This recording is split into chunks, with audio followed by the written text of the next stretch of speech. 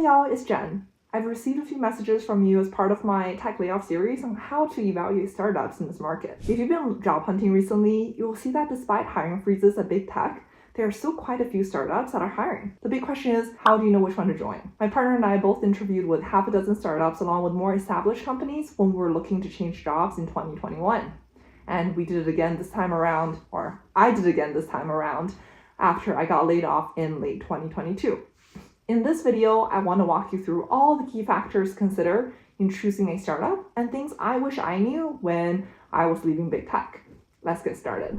A quick note before we dive in. The experience I'm drawing on are mostly with later stage startups in either Series D or E or Series B startups that are post-money, aka already earning revenue. I will not be talking about financial modeling and projections or complicated valuation methodologies. Aside from the fact that I am absolutely not qualified to talk about any of these, it's unlikely you will have all the information you need from the interview process to make those projections anyway. There are 3 questions you want to answer for yourself when you're evaluating a startup. 1, does the startup have a future? 2, how should you evaluate the equity grants? And 3, how does this align with your own career goals? There are 6 factors to consider when you are trying to answer the question of the startup's future. Ultimately, will it survive these uncertain times and come out better and stronger? The very first factor is transparency. When there is none, then that's a non-starter. When I was interviewing with a startup that I joined, they gave me a very high valuation, which was what the comp package they offered me was based on. And I had to negotiate really hard on the base and sign-on because I received so little information on how they got there and I was not confident in what they were telling me. I made it super clear to the recruiter that I wasn't comfortable with the equity cash split because they simply weren't sharing information that allowed me to feel like, all right, this valuation is actually legit. The startup my partner joined, on the other hand, had shared a lot more information where they gave more stats and slides straight from the board deck. So as part of the quarterly review with the board of directors, and even gave him historic trends like churn, retention, and revenue growth, including customer count growth as well. Their willingness to be transparent was something that really stood out to us, and it was contrasted really sharply by the unwillingness of the e-commerce startup that I joined. The second factor is the time at which they last raised. Some questions to answer is, when exactly was the last time the startup raised money? And what has happened in the company and the world since? Many startups raised a lot of funding in 2020 and 2021, often at very optimistic or unrealistic valuations. The world is a different place than it was 2 years ago for basically every industry. When talking to recruiters and hiring managers, it would be a big red flag if they're still holding the same optimism many companies had during the COVID tech booms. Most startups have more mature competitors in the public market. For example, Square versus Stripe, SoFi versus Better.com, ADP versus Rippling. You should always ask the startup how the startup deals with the same market forces these public companies are dealing with. As an example, if you're talking to a mortgage or other loan origination company, you should ask, it seems that SoFi is struggling with reduced loan volume due to high interest rates. How are you planning to grow or survive in this environment? All startups are in one way or another trying to fake it till you make it. What are some of the ways you can tell that it's more like Theranos or Uber? A great way to do this is by asking for growth projections the company used in the previous round of fundraising and whether these growth projections materialized. Chances are the answers would be no, but can they produce a satisfactory answer to explain why this hasn't happened and what are their plans to get back on track? Do these plans seem easily executable to you with a lean or resource-strapped team? Some other factors to consider related to growth include growth channels. How do customers learn about the product? Beware of growth fueled mostly by paid and unprofitable channels. Quality of investors. Are they tier 1? Think Sequoia, Benchmark, A16Z. Quality of founders. Do they have a good track record? Started, successful businesses before or were leaders in top companies? Quality of employees. Do some LinkedIn stalking. Are these folks that could get jobs pretty much anywhere? Were they any respected companies or have they gone through any impressive programs or accelerators, incubators, etc.? About 90% of startups fail. So you should look for signs of success to get into the 10% that don't. Industries. Some industries are better than others in surviving and growing in recession. Don't fight against the tides. In a high-interest environment, for example, some industries will contract to a fraction of its previous size. The biggest example is real estate companies and mortgage companies.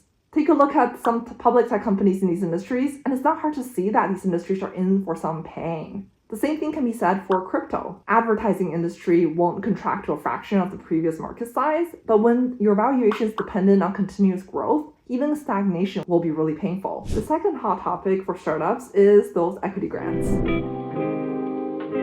Say your startup passes your sniff test and you want to jump in with both feet. A big part about deciding to join a startup is now the financial component. Startup equity is a very murky space, and there's so much I didn't know when I joined my startup last year.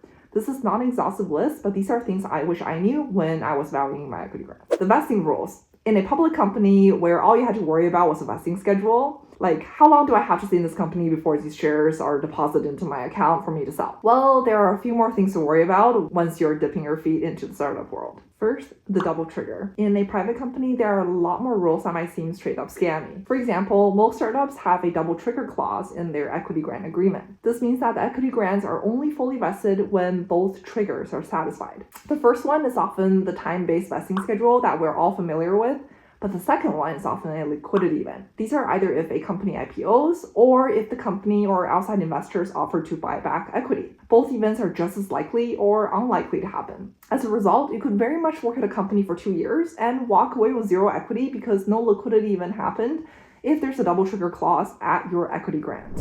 Second, we have the lockup period.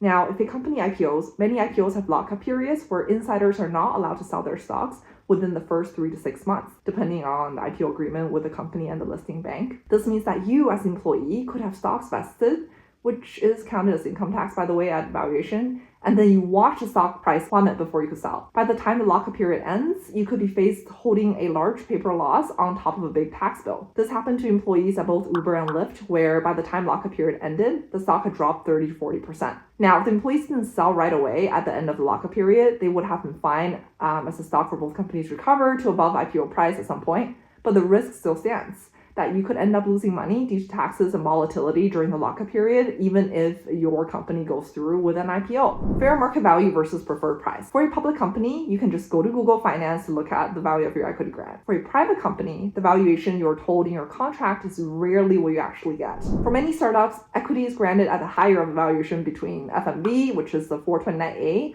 or the preferred share price, which is the share price that values the company at the valuation, attained at the most recent round of fundraising. As I mentioned earlier, almost all startups have had their valuation drop if they've raised money in the last 2 to 3 years. Some companies will use the fair market value, which is internally determined, read it possibly is made up, to grant equity. The startup I joined granted me equity at a price that was even higher than their preferred share price because that was their self-determined fair market value. By the time I was laid off, my equity was basically worthless because of how high the FMV was when the equity was granted to me. I'm not saying all of them is made up like that, but because there are companies like Stripe, for example, who are very transparent since they use an internal ticker that updates regularly based on business metrics and is verified by external auditors. Of course, that is probably an exception rather than the rule. I won't be touching on option valuations here because, man, that is even murkier than RSUs. However, the next big question you want to answer is, how does joining a startup align with what you want out of your career? Say the startup checks all your boxes from a financial and growth perspective. You still need to think about whether at this point in your career, is it actually a good idea for you to join a startup? One red flag to look out for is too much hierarchy or overinflated titles. When the team is really small, you don't need a lot of overhead, and having too much early on is probably bad. I've seen, companies where there are 5 engineers and 3 are managers. Patterns like this would make it really hard for you to advance your career, so you really want to spot those as you're finding this out during your hiring manager interviews or the full loop. It's good to ask about growth plan of a company from a staffing perspective as well. If they bring people in, where will you sit? It would suck to be there for years and be the most experienced with the system and have them bring in people to manage you and have no idea what you're doing. Ideally, they should really set you up so that your responsibilities will scale as the company scales. Startups have a lot of churn. Very few employees end up as high-level employees or executives while you reach scale.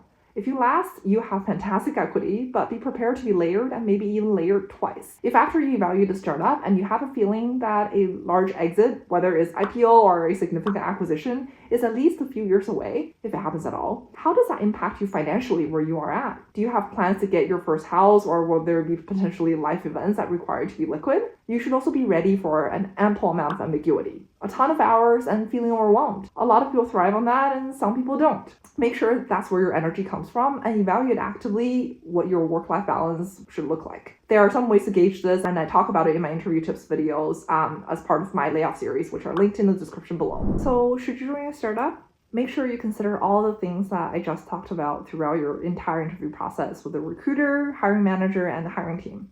There's always lots of uncertainty with startups, but these are things that I wish I knew to remove some of that uncertainty when I was job hunting. For what it's worth, I do have lots of friends who've had amazing startup experiences, which have and will continue to benefit them throughout the rest of their career. I myself, I'm really glad that I joined a startup when I did. I learned a ton, and I wouldn't trade that experience for anything else. If you found this video helpful, leave a comment down below on any other questions you have, and check out the other videos in my series where I talk about everything job search in this layoff market. Thanks for watching, and I'll see you next time.